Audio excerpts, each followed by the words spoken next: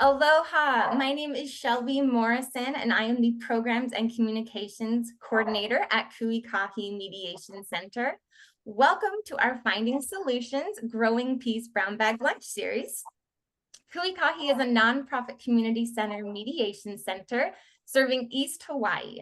We were founded in 1983 as a program of the island of Hawaii's YMCA, and in 2006 became our own independent nonprofit.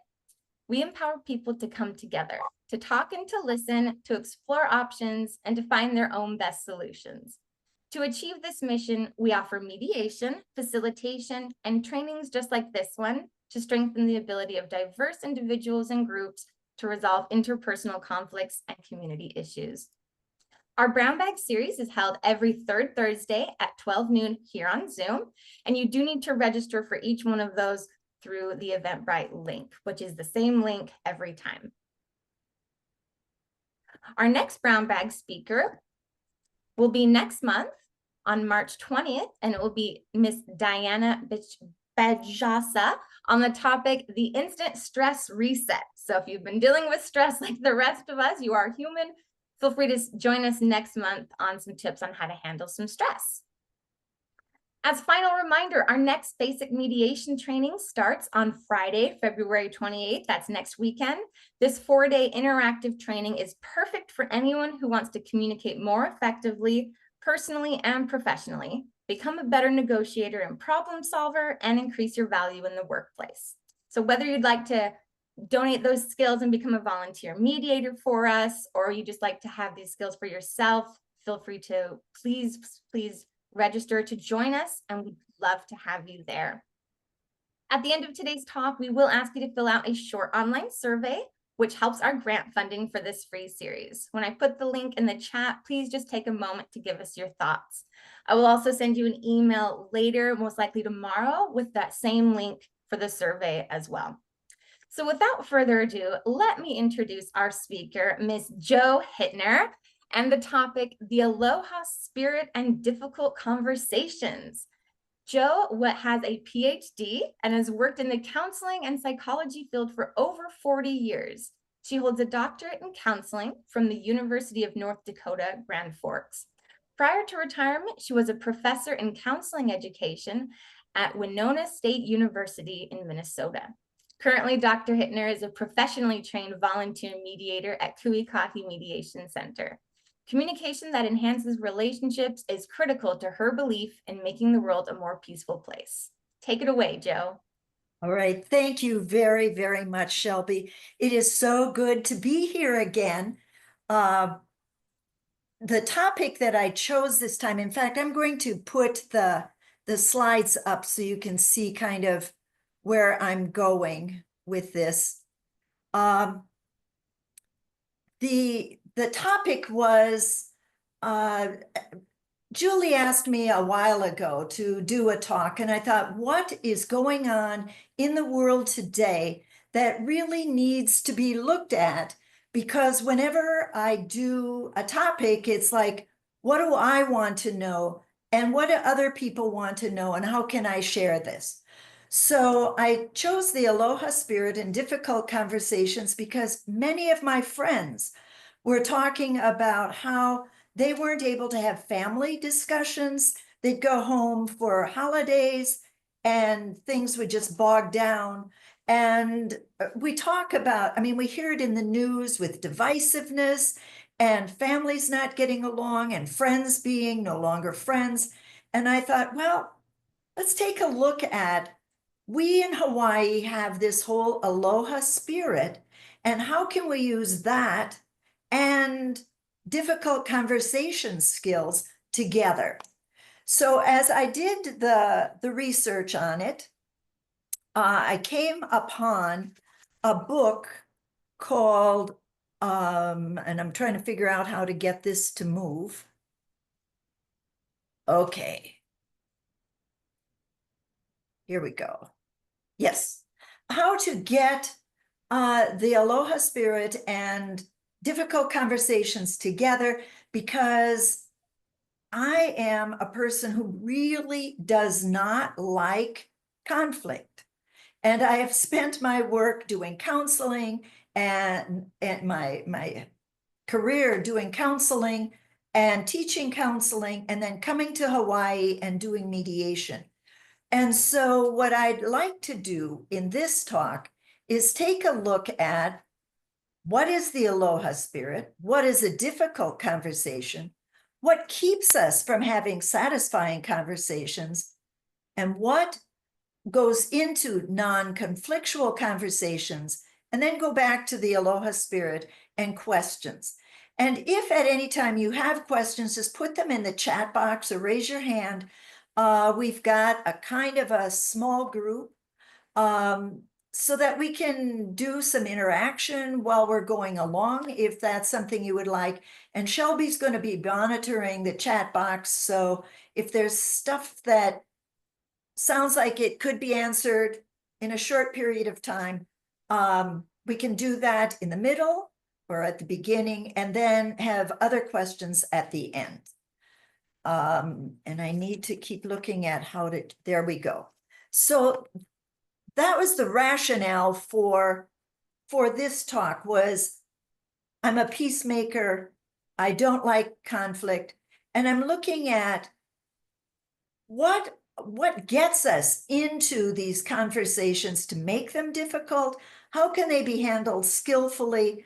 And I've given talks on good listening skills and empathy, and I wanted more of that. And then how does the Aloha Spirit fit into these conversations? So the interesting thing, I was at the International Film Festival, the Hawaii International Film Festival, and they did a short film documentary on the Aloha Spirit. And the first sentence here, aloha is more than a word of greeting, farewell, or a salutation. And I became aware that it was way more than that.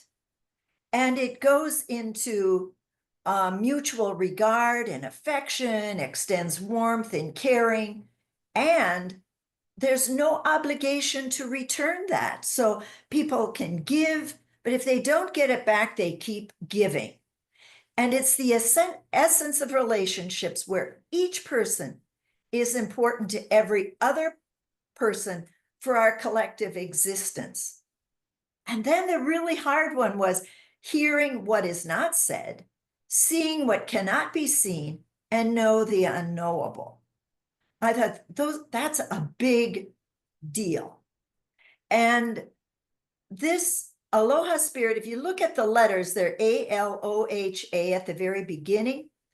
Kindness expressed with tenderness, unity expressed with harmony, agreeable expressed with pleasantness, humility to be expressed with modesty, and patience to be expressed with perseverance. The interesting thing is, as I did more research on this, is that it's a law in Hawaii. It's called the Aloha Spirit Law. And so not doing that is illegal. And I thought, well, how do we put this into conversations? But the Aloha Spirit, these things were written by Auntie Palahi Paki, and they're in the Hawaii Revised Statutes, section 57.5, if you're interested. But she said it is the working philosophy of Native Hawaiians and its traits of character that express charm, warmth, and sincerity of Hawaii's people. And I'm thinking, if Hawaiians can do it, and we're here, we learn from each other, we can put this into our conversations. Okay. And then I looked at what on earth is a difficult conversation. And according to Wikipedia, which knows everything and is always accurate, right? It's a dialogue. There's controversy, emotionally charged topics, potential for conflict, discomfort, or disagreement. And in addition, there are competing goals, values, and interests between the parties involved. And these conversations can arrive kind of anywhere. So personal relationships, professional settings, social interactions, and can involve all sorts of topics. And they require empathy, effective communication skills to navigate emotional complexity of those discussions. And in addition, people tend to procrastinate, backpedal, and dodge to avoid having these difficult conversations. So all of a sudden, it's like, I feel at home. People don't like to do this and will avoid it at all costs.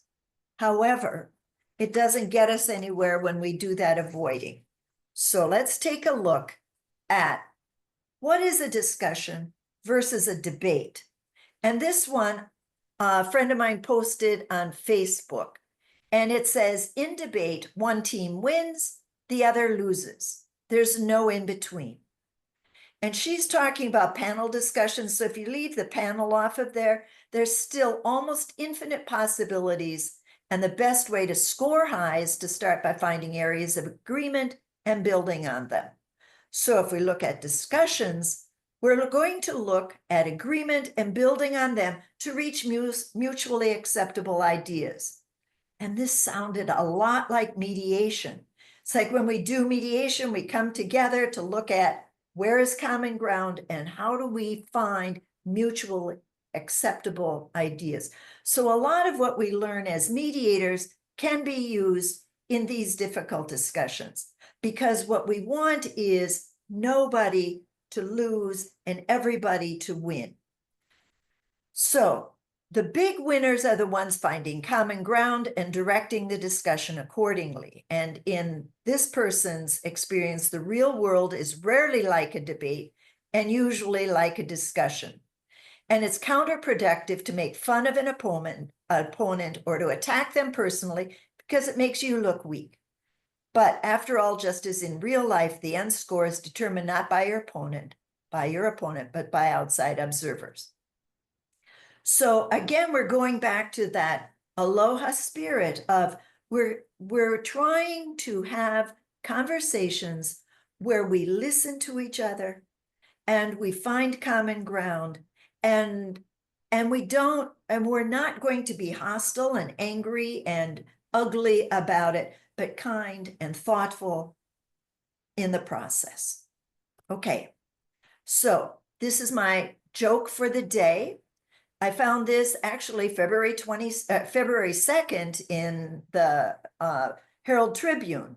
And these two guys are at the bar saying, and the bar guy says, sorry, fellas, this place is only for superheroes only. And they say, we are superheroes. Can you fly? Nope. Do you have super strength? Nope. X-ray vision? Nope. Invisibility? Nope. Stretchiness? Nope. Then what is your superpower? And I'm going to take political out of there, and it's we can have a discussion and still remain friends. And that's, again, one of the goals, one of the goals of a discussion is not to ruin the friendships, not to ruin the relationships, but to look for that common ground and see where we can meet and come together to figure out things in a way where people feel good afterwards. So again, in the research that I did, I found a book called I Never Thought of It That Way by Monica Guzman. And Monica is a Hispanic woman living in Seattle who has a political belief that is very different from her parents.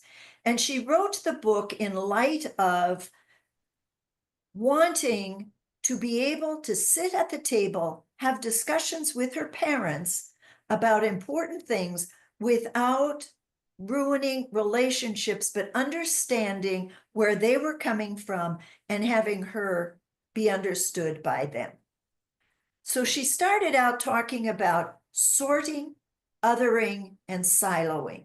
And she called it an SOS, which is our form of saying help. And what I need to do is just take a look at, yep, okay. So going back, sorting is who we like to be around. Othering is who we do not like to be around. And siloing is the things we say and hear. So looking at sorting, It provides a sense of self, and sorting is where we look at things around us and put them into categories, people who are like us, who are not like us, and we tend to survive by finding what is like us. So I noticed after we moved to Hawaii that I was spending much more time with people who were from the mainland and had that same experience of moving to Hawaii versus being with people who are here all the time, because the people who moved here understood my needs for figuring out how to live in this society. And it allowed a feeling of belonging. But on the other hand, it gives a blind side so that we see only in our bubble what there is, and it intensifies groupthink. And what Monica talked about was, excuse me, I need to go back to my previous slide. And looking at sorting is helpful, but it isn't always the best way of figuring things out. So if we only stay in our bubble, then we start looking at other people as different from us, and we get away from this joining sort of thing. So we'll take a look at othering and the polarization that happens with othering. It is looking at, this is me and those are you, and it can be like cat people and dog people. If I'm a cat person, I'm not going to want to be around dog people because I can other them and say, how can they be like that? Because they have to walk their dogs and the dogs bark and they make noise, and I am not like that. And so we start pushing them into a category that is different from who we are. And so we get polarization. Okay, well, I see, I can move stuff here. So the ideological polarization is based on reason. Dog people are not as good as cat people because dogs bark and make noise. But affective polarization is based on feelings. Like, I am afraid of dogs, and so if people are dog people, I'm going to stay away from them because I am afraid. Or we get false or perceived polarization, and that's when we get lies. And I was thinking of the movie Wicked, where I grew up with the Wizard of Oz and the Wicked Witch of the West, and I go to the movie Wicked and find out that that witch was lied about, that wicked witch, and she wasn't so wicked, but her whole the whole idea of wickedness came from people lying about her and othering her.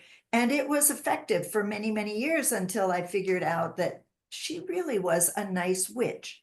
And there are all sorts of other things that go with that othering that affect our perceptions of what is going on around us. All right, now for whatever reason, my slide didn't move. Okay. Technology and I are not good friends. Okay. Okay, go back.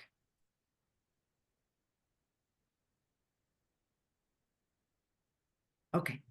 So siloing is back again. Sorting is about the people you see, othering is the people you don't see. And it decreases empathy for the other and dehumanizes them. And we see that in places where people will do really nasty things to other people because they dehumanize them. And that definitely is not one of our goals. So in order to get past the siloing, the othering, and the sorting, Monica talks about curiosity, and she says, what is curiosity? What am I missing? And once we start looking at, if I am just in my bubble of sorting, what am I missing in all of those other things around me? Or if I'm only hearing this part of the story, what am I missing in what is going on around me? So she talks about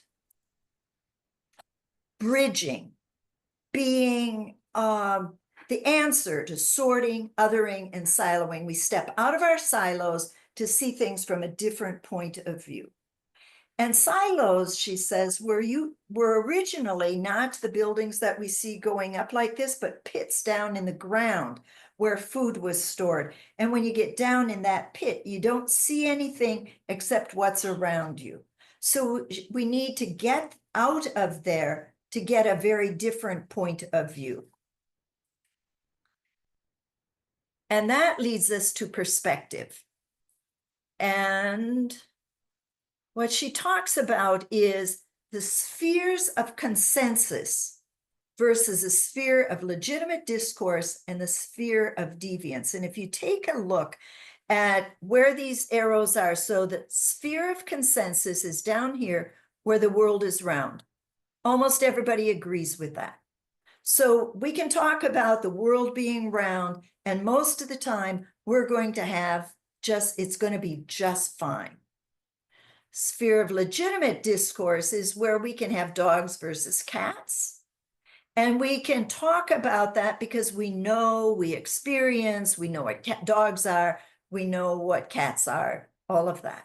But then the sphere of deviance is where we start saying the earth is flat, or other areas where it's like, it might be, it could be, but it probably isn't.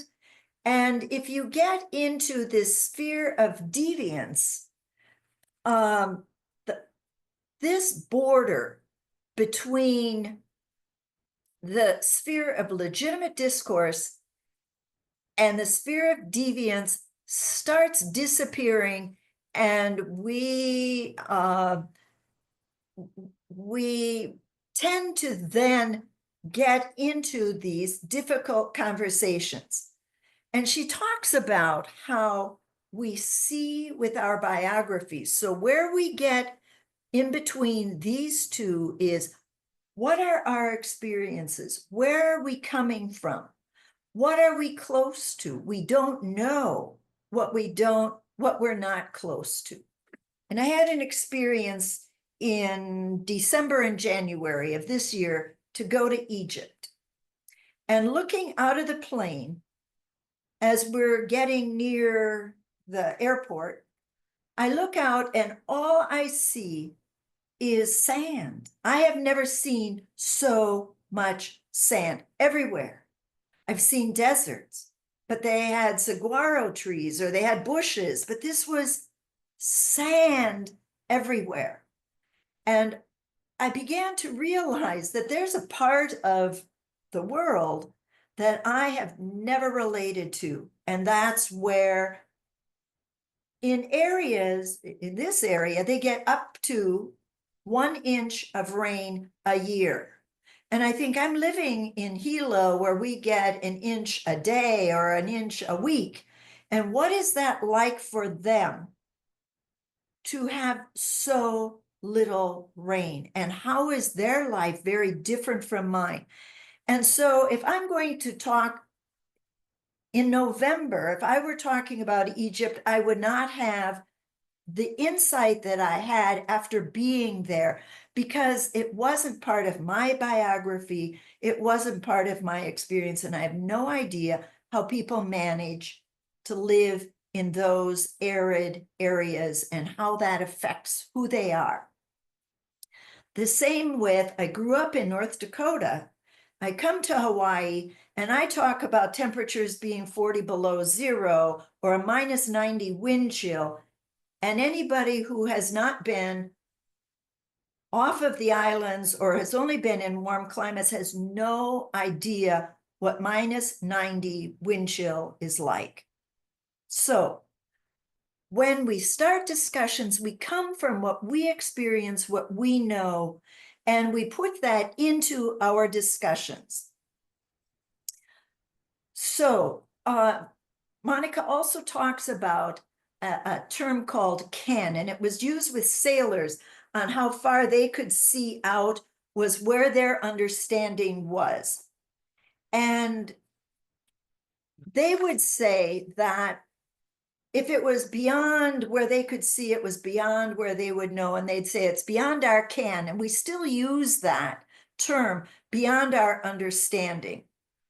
And so when things are beyond our understanding, we need to learn from each other, because I can tell people what it's like to live in really cold areas, but people who don't live there need to learn from me what that is like. And it reminds me of a story when I was at a meeting and we were talking about things that people do in cold climates. And I said that people go ice fishing. And a woman from Hawaii looked at me and said, why? Why would you go out on the ice, cut a hole, and sit out there and fish? And it's like, because it's fun. But for everybody else, it doesn't sound like it, but it's people's perspectives. And so we learn from each other from different perspectives, because we can't know everything about everything. And Monica talks about this as, I never thought of it that way, or an intuit moment. And that reminds me of buying a house in Winona, Minnesota. It was my first house. I was all excited about it. It was on a street called Broadway. And it was, I put all of my savings into that house. The first night I opened the windows, it's June, and it had been raining, and there were cars going by, and I heard this swoosh of cars in the water splashing, swoosh, swoosh, and I thought, I've just spent my whole savings on a noisy street. And then I thought, people buy houses on ocean fronts to hear the waves, and they spend a lot more money than I did in my little house on Broadway. And I thought, this is my ocean. And my perspective changed from, this is a noisy house, to this has some sounds that can be very calming, can be very wonderful. And I never bothered about the sounds again from my house, because I looked at it in a totally different perspective. Okay, does that make sense? Okay. So the next one is a perspective challenge.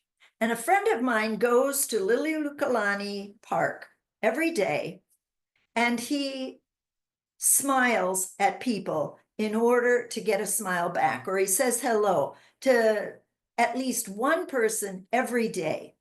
And Monica talks about this as a challenge to have 3 conversations a day with someone who has a different perspective from you. Now, this doesn't mean that it needs to be something where you sit down and talk for an hour. I'm thinking of, I go to Nectar Cafe downtown Hilo frequently, and I've gotten to know some of the baristas, and they have tattoos. And I don't have any, and my idea of a tattoo is very different from the Hawaiian ideas of tattoos. So I'm talking to them about what prompted you to get this one or that one, and I'm learning about the stories of the tattoos, and it's changing my perspective on tattoos and the beauty of them and the rationale and those kinds of things. Or there was a guy who was sitting at the counter with us, and he had an artificial arm. I never talked with anybody who had an artificial limb. And he was talking about, he was in an accident and lost his arm, and showed us how this artificial limb worked. And it was like, this is really cool. This is somebody with a whole different perspective from me. So these can be just interesting learning things, but it's the idea of how do you change your perspective in a way that's you're willing to do, for one thing, but to look at where that common ground is. Here is somebody who has had a challenge and overcome it. If he can, I can, kind of thing. So that's the challenge from a perspective point of view. And throughout the slides, we're going to take a look at a variety of these challenges. Okay, so then the next thing that Monica talks about is friction. Put yourself in spaces where you can interact with people from outside your silo. And it's fairly easy here in Hawaii because we have diversity all around us. We've got young and old and tall and short, and men and women and children of all ethnic groups. So interacting with people from outside your silo, get curious. What are you curious about? And when we collect knowledge from others, the more knowledge we have, the more curious we become. And we can take those easy answers that once we know the backstory or more of the story, it's like changing things to be more like what we think they should be or could be are not as easy because you've got more information. And she talks about embracing complexity and hovering it in uncertainty for a while. We don't like uncertainty. And what she's saying is confusion is complexity before you put curiosity to work. And so one of the things that she says, there are kind of these dials that we can use to deal with friction. And it's minding that gap of what do you know? What are you curious about? What can you find out? And from there, you get new knowledge. And from there, you get more questions. From there, you get more knowledge. And you mind that gap.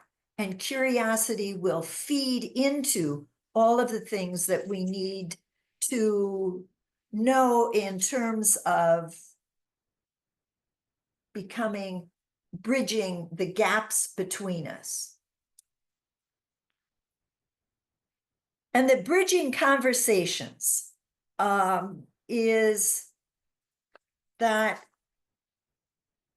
the conversations we've got, no tattoo, I ask about tattoos, I learn about them, and I am much more interested in tattoos when I understand the pieces that I'm missing in my understanding of what is in front of me.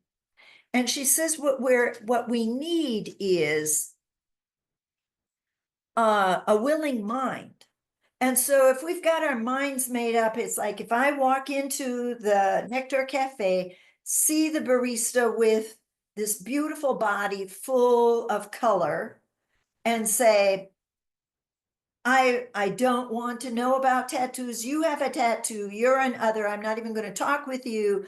And in fact, I'm going to order at the front so I don't even have to talk to you. And I'm going to sit down and have you bring my order so that that is not a willing mind.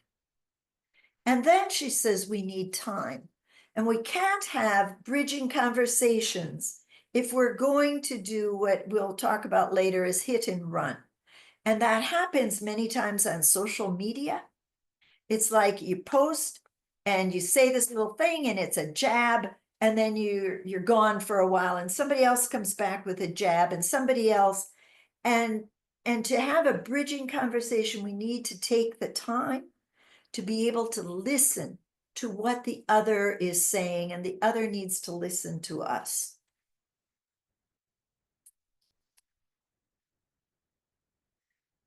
What she also says is that we need that conversation is bonding, and we need to build trust and have different stories and let those stories go from one to the other, and listen with that open mind that says, you know something I don't know, and I'm going to find out what you know before I interject what I know and say what you know is not worthwhile or give that impression. And look at what are the gaps in that collected knowledge, and with that trust, we get courage, and it helps us to ask questions we really want to ask. So I'm sitting at Nectar Cafe. I go there nearly every day, by the way. So in case I have a lot of stories from there, it's one of the places where I get into conversations with people who are really not like me at all. They look like me, they talk like me, but their stories are so very different.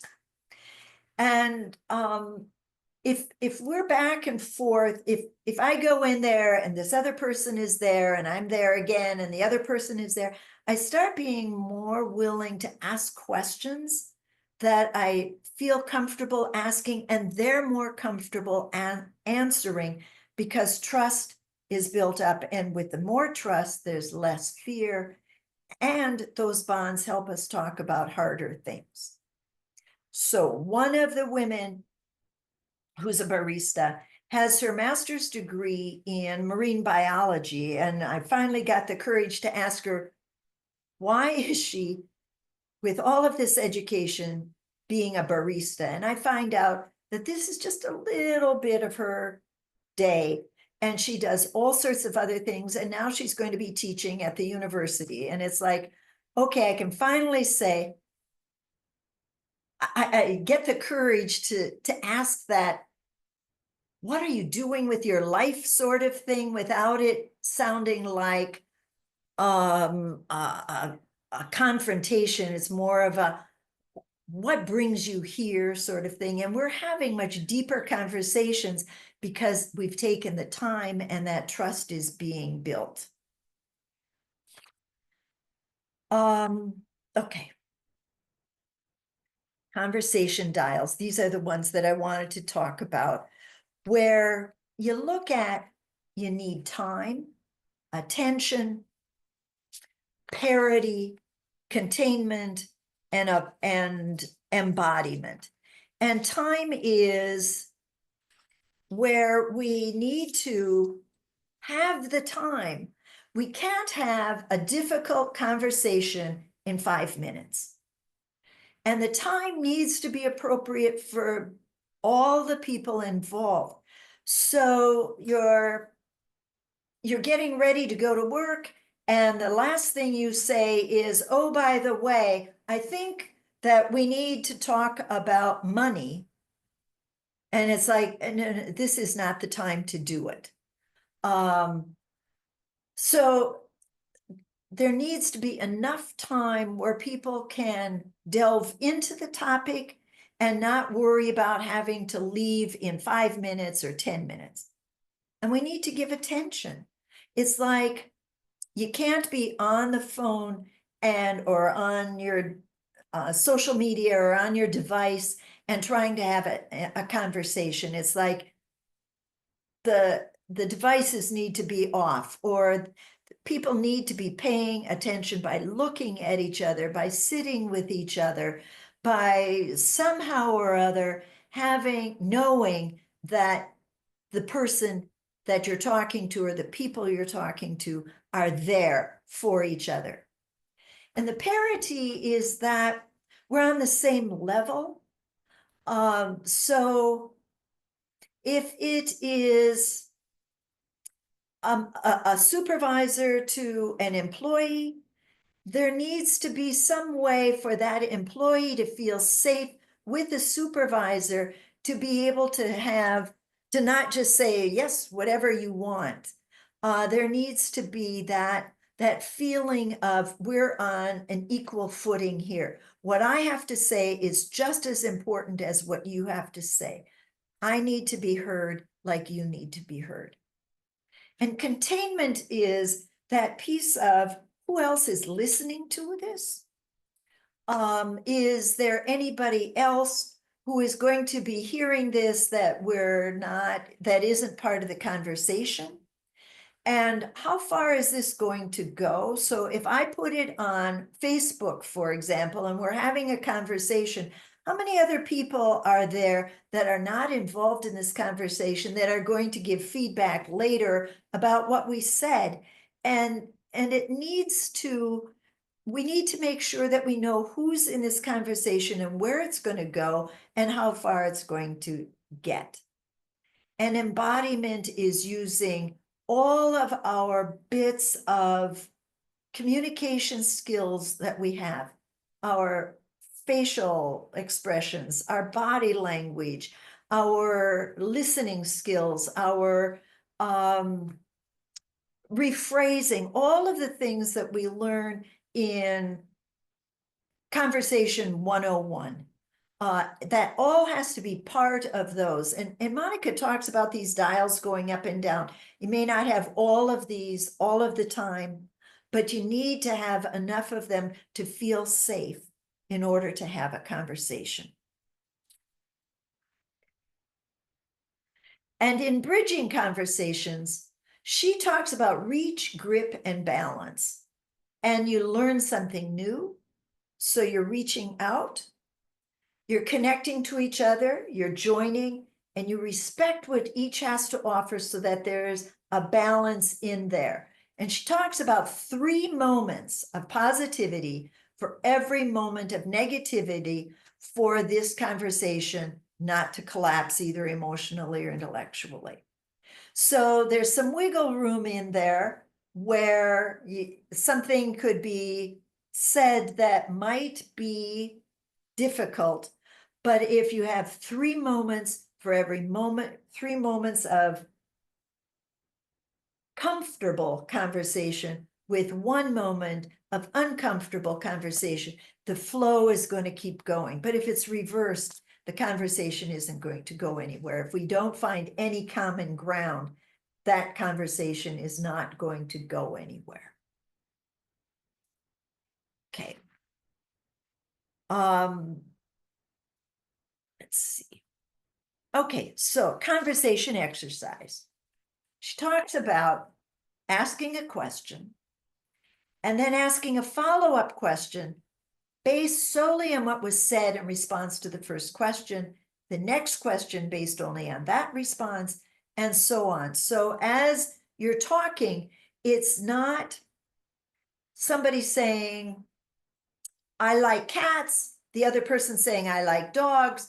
I like cats better because they're quiet. I like dogs better because it gets me exercise. It isn't this back and forth as much as drawing one person out to understand what that person's meaning is and what they're thinking about before the other person interjects and comes back with a response.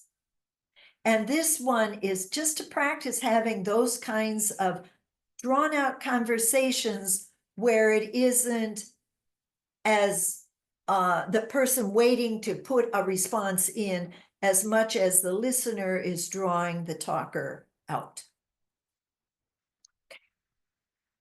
So then she talks about, here's traction, the time, attention, parity, containment, and embodiment in there.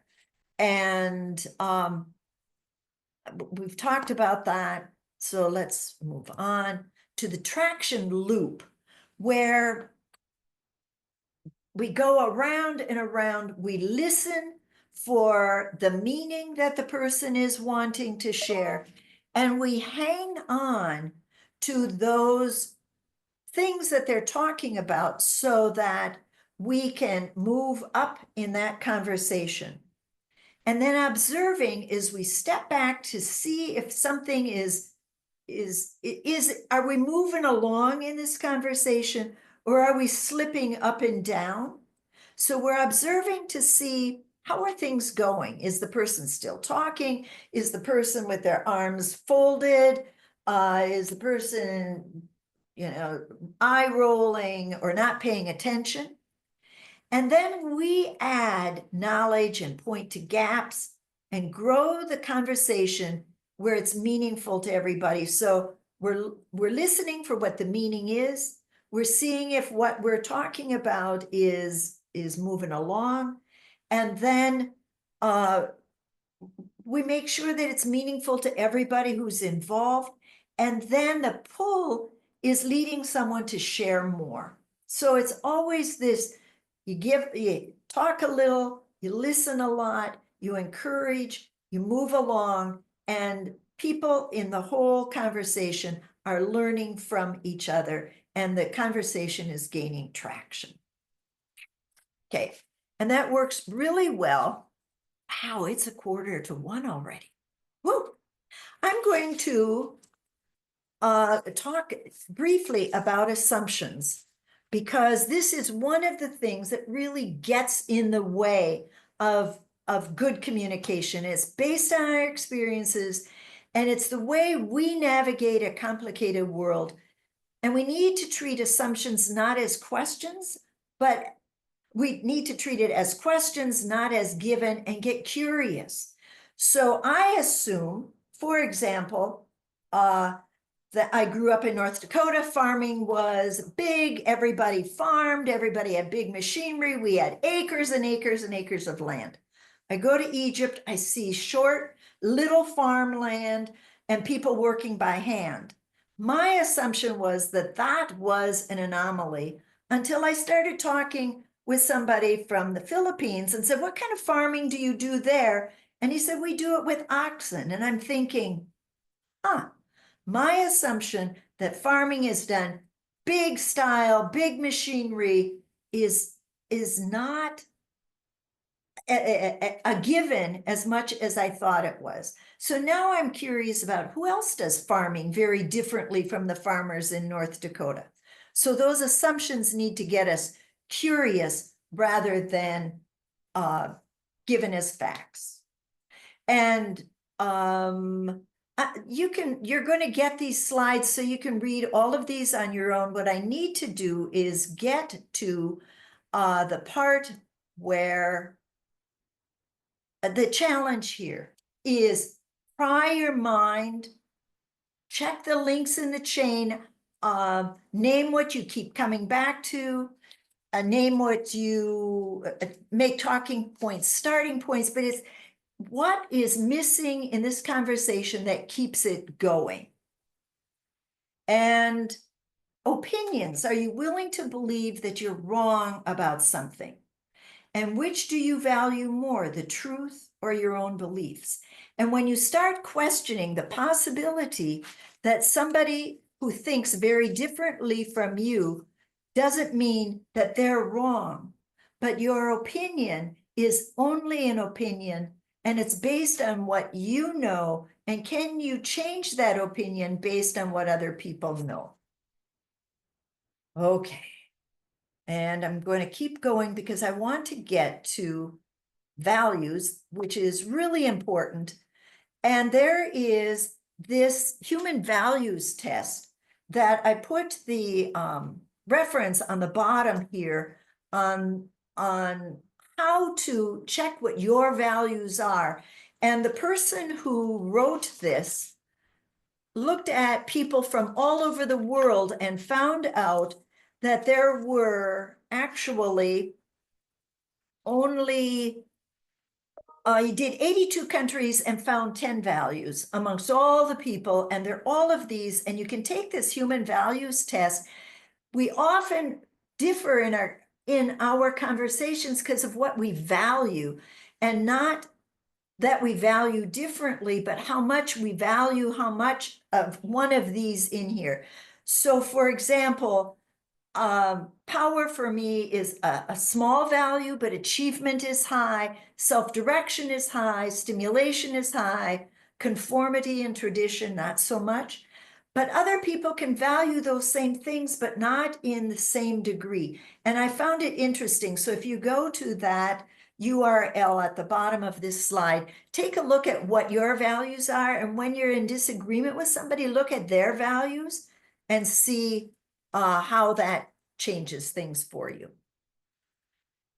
And we listen for meaning, not for winning, listen for what people mean beyond what they say. And this small acts of kindness is where we get back to the Aloha Spirit. And there was a whole article that said, small acts of kindness can change the world. So out of all of this, even if you never have a difficult conversation, you can be kind, you can use the Aloha Spirit, and the world will change. And here is a Minnesota author, actually, who lives on Big Island, wrote a book called Mauna Kea, a novel of Hawaii. And he says, unflappable belief that ignorance and prejudice and greed can be overcome with aloha. And Monica Guzman ended her book with saying we need to have honesty, curiosity, and respect. And when we look at the Aloha Spirit, it's right there. So the idea of having difficult conversations is absolutely necessary in many situations. But if you're not willing to have those conversations because you don't have the time, you don't have the commitment, you don't have the energy, you don't have whatever it is, you can still be kind and agreeable, humble and patient, and all of these things that are embodied in that Aloha Spirit. So with that, are there any questions?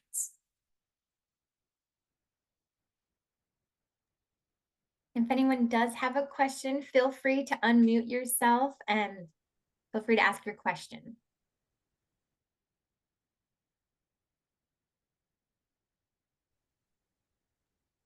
Well, it looks like we have a hand raised. Feel free to Hi, ask your question. Marianne, I have a question.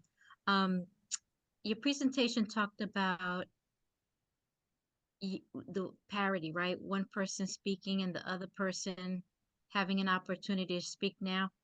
I notice with a lot of what's going on, it's almost like the person that outshouts the other person.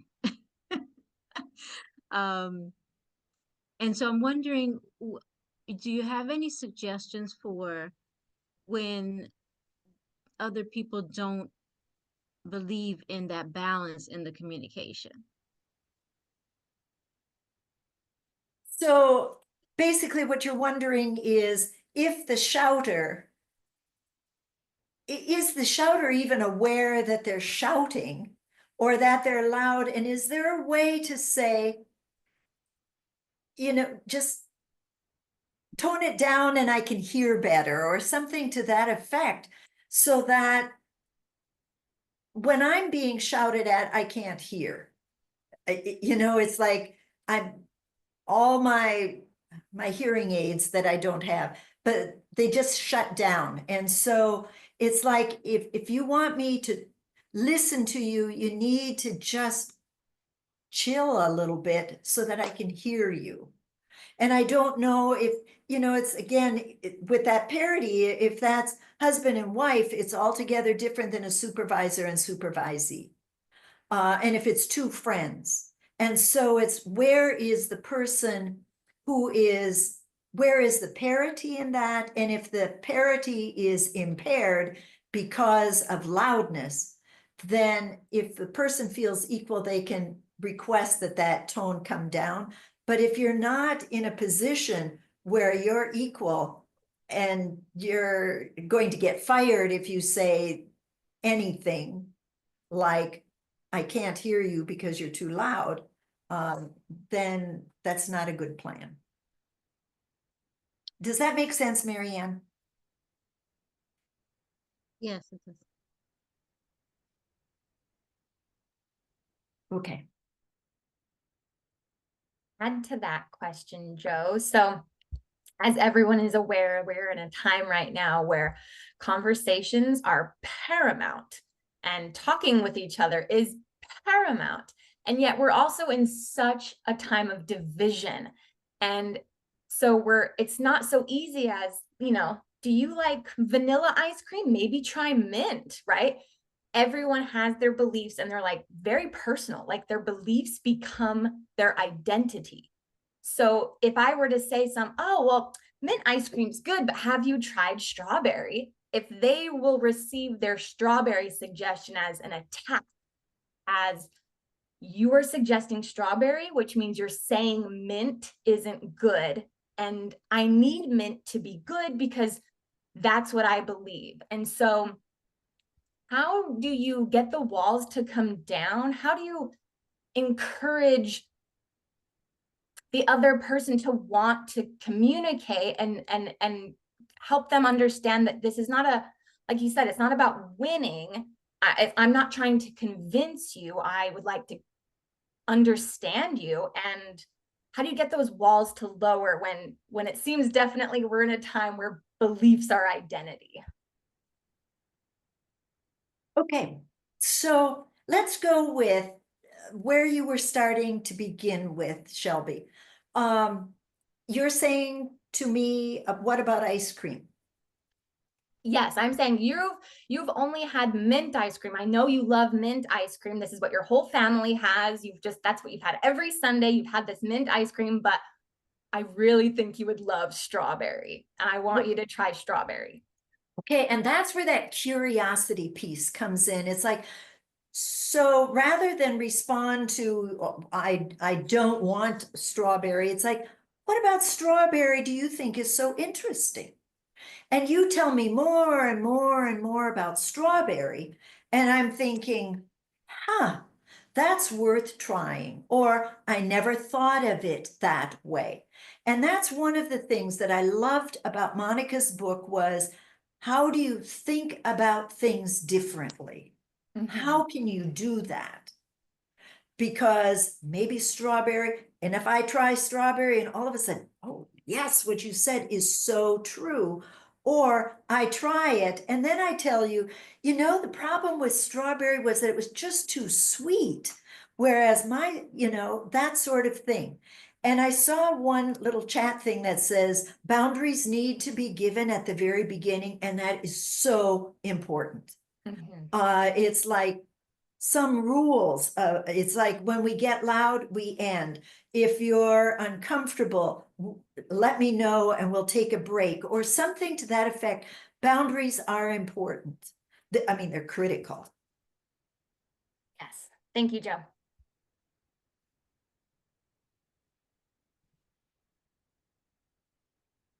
And just as a question that came in about asking how long these recordings will be available, it will go up to YouTube. So you'll have access to it and we'll be sending you a link to that as well. And at the end of the PowerPoint are references that I used. And if you want any more information, I put in the links to the URLs to link to whatever is on the website and then the books and so forth. So feel free to get more information from those as well. And I really thought that the slides were going to go way faster than they did.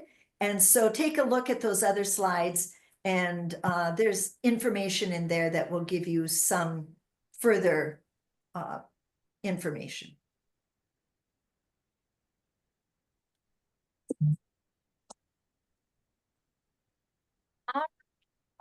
Well, that wraps it up for today. Thank you all so much for coming. As a reminder, please take a moment to fill out our survey for today's chat, for today's brown bag.